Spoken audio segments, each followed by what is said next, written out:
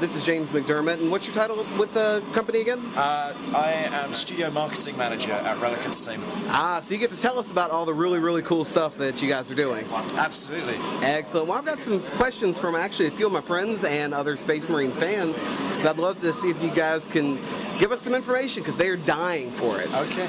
The first one I've got for you, what was the main inspiration for the game mechanics? I know that the melee mechanics and finishers are incredibly awesome looking, and that the way it blends into the shooting is just incredibly smooth. What were y'all's major inspirations for that?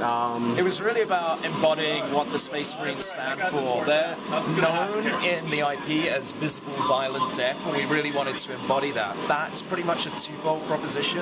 One, they're blue and gold guys. They're not like your modern day soldiers who wear camouflage.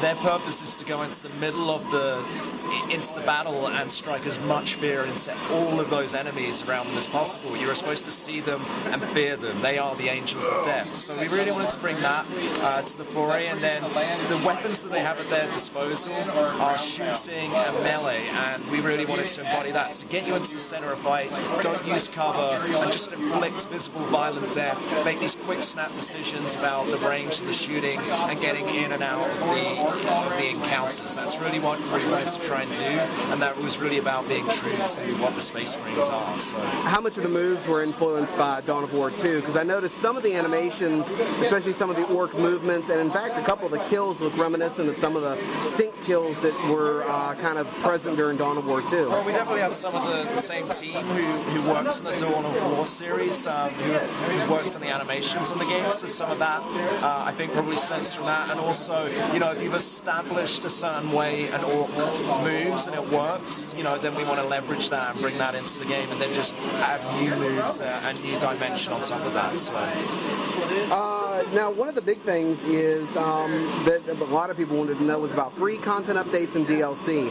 I know you guys have talked about there being DLC releases. Is there much more information you can give us at this point on it, or? Can't really, apart from, you know, what we've already announced. So what we've announced already is the fact that, you know, there's different pre-order armor sets which you can get with all the different retailers. So those are pretty cool. If you have your favorites there, you can get those.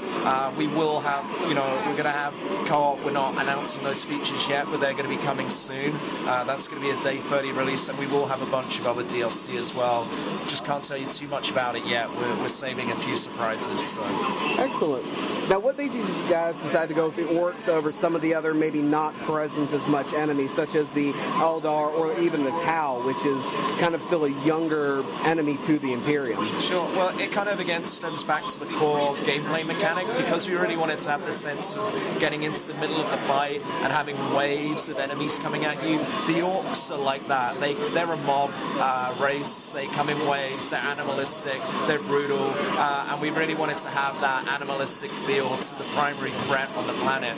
Now, to give another dimension, we did obviously introduce Chaos, and Chaos is a big component of the game as well. The split is actually probably about 60-40 from orcs to Chaos, so you're going to get to buy a lot of them later on. But you know, we don't have those other races, but we'd love to, you know, if there's potential to explore those in the future. So.